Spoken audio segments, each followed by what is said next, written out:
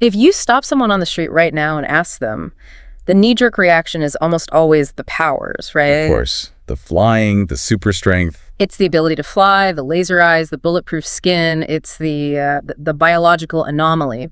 But we have this fascinating breakdown that completely flips that definition on its head. Oh, interesting. The source argues that if you strip away all the CGI and the costumes, say, if you look at Batman. Oh, okay. The only major superhero with absolutely zero superpowers. Right. No powers. Just a lot of money and a significant amount of childhood trauma. A potent combination. But the source argues his heroism has nothing to do with the Batmobile or the utility belt. It's the refusal to break. It's that scene where he's backed into a corner, ribs broken, out of options, totally defeated. And he forces himself to stand up. That isn't biology. That isn't a gadget. That's mindset. And that's the pivot point. The source uses that pop culture hook to drag us back about 800 years. A bit of a time jump. A huge time jump. Right into feudal Japan. Because that unbreakable quality Batman displays, that isn't a modern invention. That is a modern retelling of the samurai mindset. Which is a massive leap. I mean, we're going from Gotham City to 13th century Kyoto. It feels like a stretch, but the connective tissue is mental fortitude. The source material we're looking at today is promising something pretty bold. It's positing that the samurai weren't just elite killers. Yeah. They were elite thinkers. Okay. They developed a kind of a cognitive framework that allowed them to remain calm when everyone else was panicking, to be patient when everyone else was impulsive. And just to clarify the stakes here, because I don't want people thinking this is just a history lesson, the source claims that if we can extract the source code of that mindset, we can apply it to modern life. To our lives today. Absolutely. The mission of this deep dive isn't to teach you how to wield a katana. It's to figure out how that specific operating system, cool, calm, patient, fits into a world of constant notifications, deadline stress, and, information overload. Okay, so it's about extracting these secret techniques for the modern world. That's the idea. And we're going to break this down into 4 specific pillars, or chapters, as the source calls them. Right. We have discipline. The blade of mind. Emotional control. Winning without fighting. Focus, which they call no mind. And finally, consistency. The principle of Kaizen. It's essentially a roadmap for mental mastery. It really is. And having read through the research, this isn't the discipline your high school gym teacher yelled at you about. This is something much deeper and honestly, much stranger.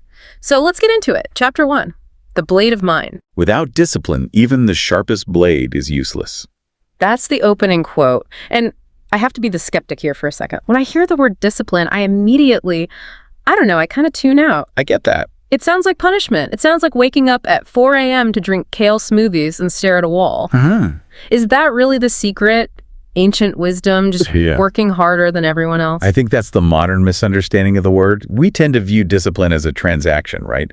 I suffer now, so I get a reward later. Or as a punishment for being lazy. Exactly. The source argues that for the samurai, discipline wasn't a chore. It wasn't something they did. It was their identity. It was a way of life.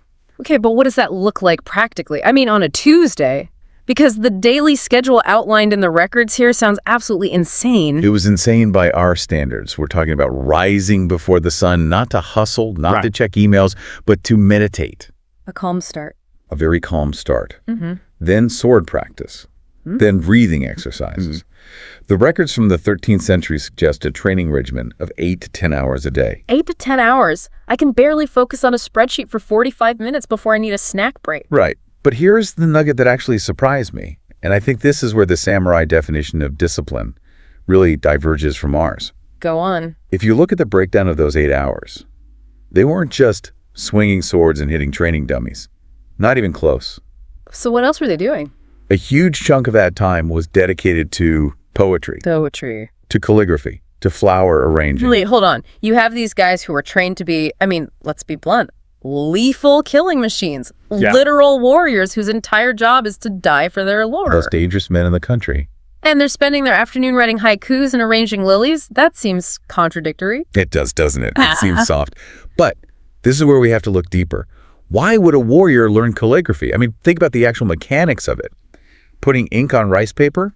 Well, it's permanent. I'm guessing you can't erase it. Exactly. It is completely unforgiving. You dip the brush, you make a stroke. If you hesitate for even a second, the ink bleeds and ruins the entire page. Oh, I see. If you push too hard, the delicate paper tears. If your hand shakes because you're angry or nervous or just distracted, the character looks ugly, unbalanced. It requires a state of relaxed precision. So the calligraphy was a simulator? Precisely. It was a combat simulator for the nervous system. They realized that a warrior who is only good at violence is unstable. He's a blunt instrument. But if you can control your hand perfectly to paint a delicate character... And you can control your hand perfectly to strike with the sword. It's holistic discipline. It suggests that how you do anything is how you do everything. That actually makes so much sense. It's about precision under pressure. If you can't control your hand while holding a paintbrush, you definitely shouldn't be holding a sword. And the source bridges this ancient idea right into the present day with some science from Stanford University that I found really compelling. Oh, good. Let's bring in the science. It basically settles the motivation versus discipline debate once and for all. Oh, I know the struggle. I'll go to the gym when I feel like it, or, I'll start writing that book when inspiration strikes. Right. We treat action as a downstream effect of emotion. I feel inspired, so I do the work. The Stanford data and the samurai philosophy say that is completely backward. How so? Motivation is biological weather. Okay. It rains, it shines, it's totally unpredictable. It relies on dopamine spikes. If you build your life, your habits, based on the weather, you're going to be homeless half the time. So discipline is the foundation that ignores the weather. Yes. The source points out that discipline works when you are bored. It works when you are sad. It works when you are heartbroken. It works when you are tired. The samurai didn't skip sword practice because they were feeling a bit down that day. The action is decoupled from the feeling. Completely decoupled. That's a superpower in itself. The ability to act independent of your mood. Because let's be honest, our moods are terrible indicators of what we should actually be doing most of the time. Absolutely. And we see the echoes of this in modern Japan. The source cites the World Economic Forum regarding Japanese punctuality and productivity. You've heard the stories about the trains, right? That if a train is 30 seconds late, it's a national headline, and they issue apology slips to all the passengers. It sounds funny to us, or maybe a little excessive, but think about the mindset required to maintain a system that precise. It's unbelievable. That isn't just good management. That is a cultural legacy of attention to detail. It's the calligraphy stroke on a national scale. It's the refusal to be sloppy, regardless of the circumstances. So if chapter 1 is about building that engine, that refusal to be sloppy, that routine that keeps running regardless of how you feel, then chapter 2 has to be about what happens when that engine meets resistance. Because you can be disciplined in an empty room, but what happens when someone is, trying to kill you? Or in our case, what happens when the pressure hits at work? Or in a relationship?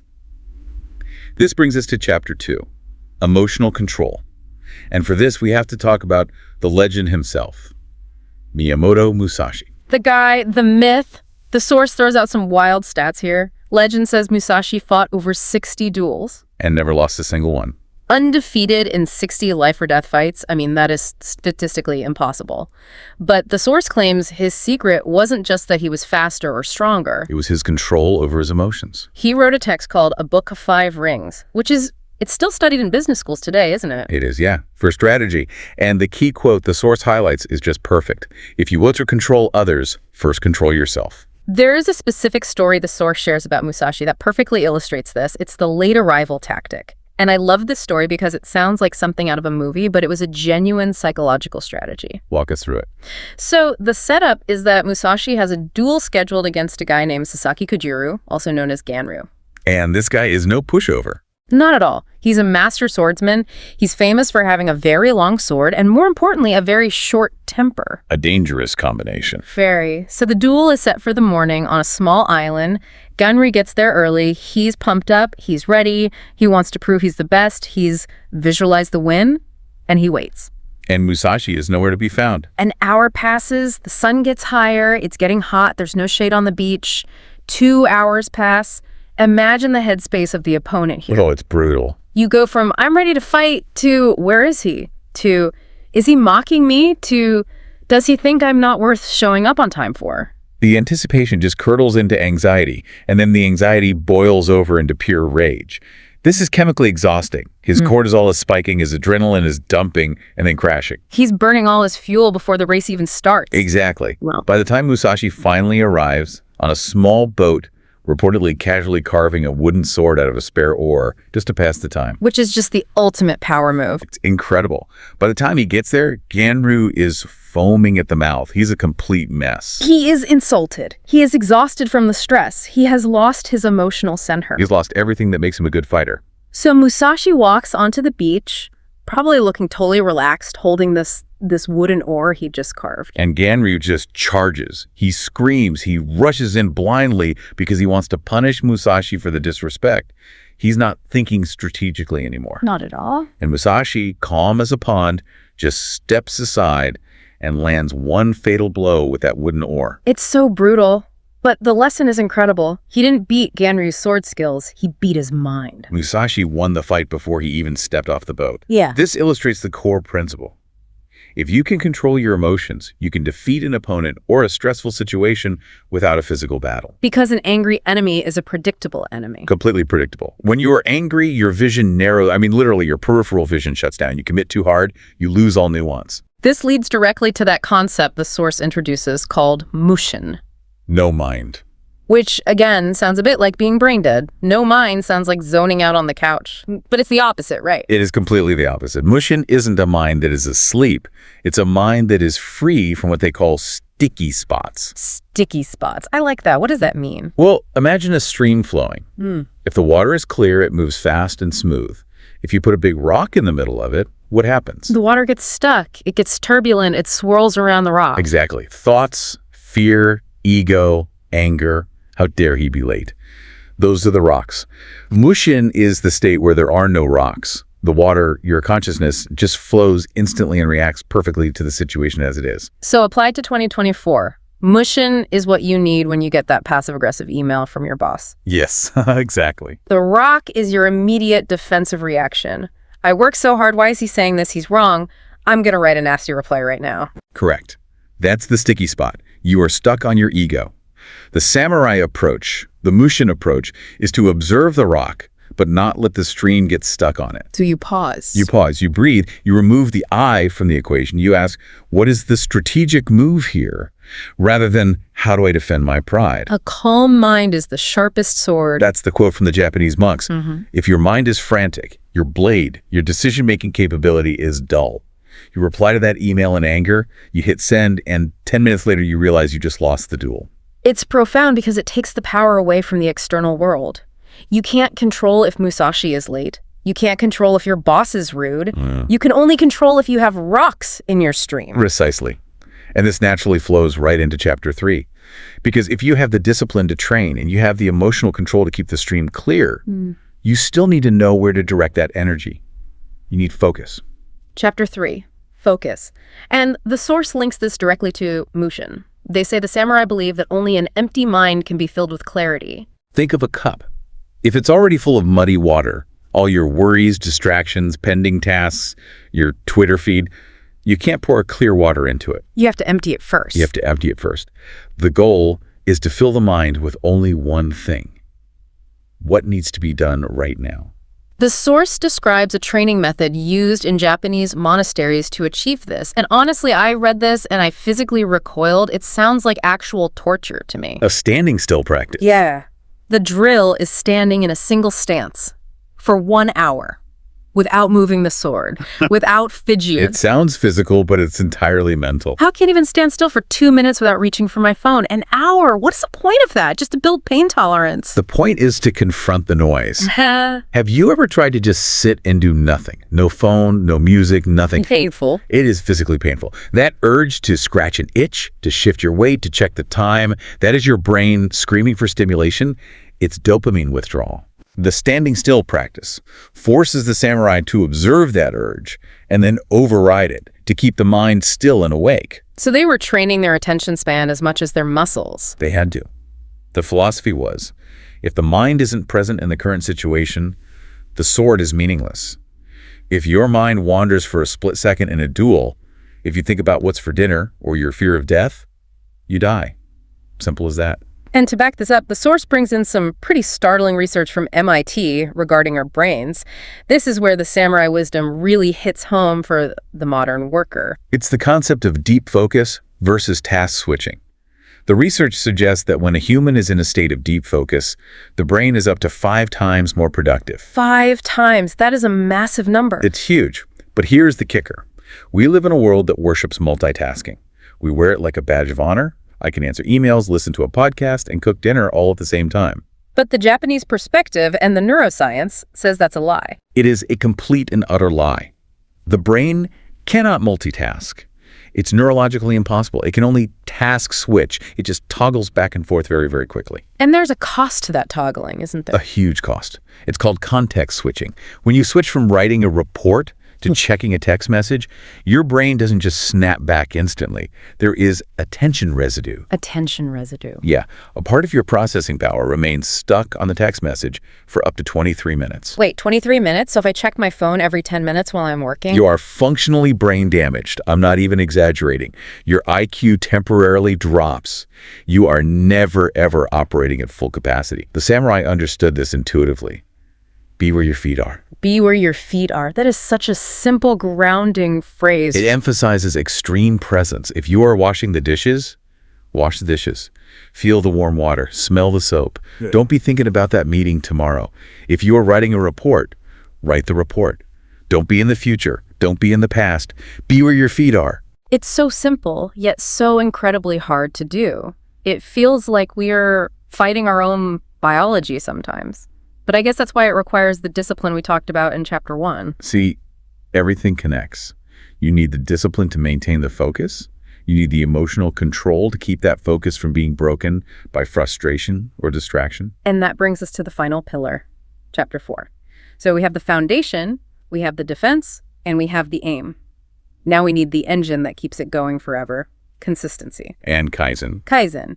Now, this is a term that became very popular in the manufacturing world, right? Back in the 80s, thanks to Toyota. It did. Business consultants love it. But its roots are deep in Japanese philosophy. It simply means continuous improvement. The definition the source gives is really inspiring, and it's a relief after all this talk of intense discipline. The philosophy is that a human can never be perfect. Perfection is a mirage. But the process of becoming better must never stop. The metaphor they use is climbing a mountain. You climb, you struggle, you sweat, you finally reach the summit, you conquer the mountain. What do you do then? Most people would say plant a flag, take a selfie, and take a very long nap. Right. But the Kaizen mindset says, you look out from that summit, you find a bigger mountain on the horizon, and you start climbing again. The climb never ends. That sounds exhausting if you look at it the wrong way, like, I never get to rest. But the source frames it as becoming part of the soul. This is the critical distinction. It's not about hustle culture. Hustle culture is about intensity sprinting until you vomit. Kaizen is about consistency. It's about volume over time. For the samurai, the things you do every single day eventually become part of your soul. It moves the skill from being something I do to who I am. It's not I practice the sword. It's I am a swordsman. Exactly that. And Musashi, to bring him back into the conversation one last time, said, the way is in training. To become a master, even though true mastery is an endless pursuit, you must improve daily. And here's the kicker. The crucial condition is you must do the work whether you feel like it or not, which loops us right back to Chapter 1, to discipline. I think we need to talk about the math of this, because the source implies that small, tiny changes are actually more powerful than big ones. It's the law of compound interest applied to self-improvement. It's one of the most powerful forces in the universe. If you get just 1% better at a skill every single day, just 1%. Doesn't look like much in a week. You can't even see the difference. But over a year, mathematically, you end up 37 times better than where you started. 37 times. That's the difference between a novice and a master. Absolutely. But if you try to get 100% better in one day, which is what most of us do every New Year's with our resolutions. You burn out and quit by February? Or the second week of January. Kaizen is the antidote to burnout. It's sustainable. The source uses a really relatable personal example here to explain Kaizen. It's about creating content, like making videos or, doing what we do right now. Yes, and adapted for the listener, it's a perfect example of the you factor. Imagine someone learning to make videos or speak in public or learn a new language. At first, they are terrible. Let's just be honest. They are objectively bad. They lack confidence. They stumble over their words. They need a script for every single sentence. They're sweating through their shirt. It's embarrassing. And the instinct is to quit because we hate being bad at things. It feels awful. But if they apply Kaizen, they don't try to be Oprah tomorrow. They just try to fix one tiny thing. Maybe today, the lighting is 1% better. That's it. That's the win for the day. Okay. And tomorrow, the audio is a tiny bit clearer. The next day, the delivery is just a little smoother. One less, And over time, the result is that you reach a point where you can deliver a speech confidently, even without a script. Why?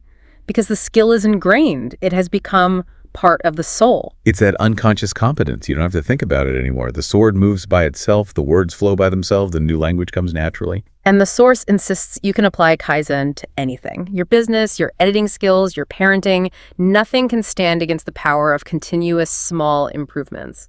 It's incredibly empowering because it takes the pressure off being great immediately. You don't have to be great today. You just have to be a little less bad than yesterday. That's the only requirement. Just don't stop climbing. So, okay, we've covered the 4 chapters: discipline, emotional control, focus, and consistency. As we move to the conclusion, the source zooms out to look at the modern battlefield. And make no mistake, it is a battlefield. Whether you are a student, an employee, an entrepreneur, or a parent, life throws challenges at you constantly. Stress, deadlines, competition. The source says to win on this battlefield, you need weapons. But the modern weapons aren't swords. No. The weapons are the 4 pillars we just discussed. And interestingly, the source cites emotional mastery, that Mushin state, as the most important weapon today. Why is that the most important? I would have guessed discipline would be number 1. Because we live in an age of outrage. We live in an economy of distraction. Everyone and every algorithm is trying to trigger you, scare you, or sell you something. If you can control your emotions, if you can remain calm while the world is screaming, you have an advantage over 99% of the population who are reacting impulsively to everything they see on a screen. That's a really sobering thought. If you are the only calm person in the room, you are automatically the leader. Exactly. If everyone else is freaking out about the market or the news or the project deadline, and you are sitting there in Mushin, seeing clearly, you win. Then you add discipline, focus, and consistency to that emotional mastery, and you become formidable. The final wisdom from the source really drives this home. It says that winning isn't about the sword. It's not about the technology or the app or the specific tool you're using. Which is what we obsess over. We do. If I just get this new laptop, I'll finally be productive. But the samurai knew better. It's the mind behind the tool that matters. You can give a master swordsman a wooden oar and he'll win. You can give a novice the finest blade ever forged and he'll lose. It goes back to that Book of 5 Rings mentality one last time. The victory lies in self-mastery. If you master yourself, you can master any tool. If you don't master yourself, the tool will end up controlling you. It's a powerful message. It takes the responsibility and puts it squarely back on our own shoulders. There's no magic pill. There's no secret app. There's just the practice. Which is where it belongs. So for everyone listening, here is the call to reflection for this deep dive. We talked about 4 chapters: discipline, emotional control, focus, and consistency. I want you to look at your life right now. Which one of those is the missing link? And be honest with yourself. It's rarely all 4 at once. Usually there's one area that is the bottleneck. Maybe you have focus, but you lack consistency. You burn hot and then cold. Or maybe you're incredibly disciplined, but you lose your temper easily and blow up all your progress. Identify that one missing link. And remember the Kaizen approach. Don't try to fix it all by tonight. Don't decide you're going to overhaul your entire life tomorrow morning at 4 a.m. Just start the climb. Find the smallest possible step you can take to improve that one area. Can you stand still and just breathe for 1 minute? Can you wait 5 minutes before replying to that angry email? That's the samurai way. Small steps, endless journey. And a calm mind. Keep that curiosity alive, everyone. Don't let your curiosity dim.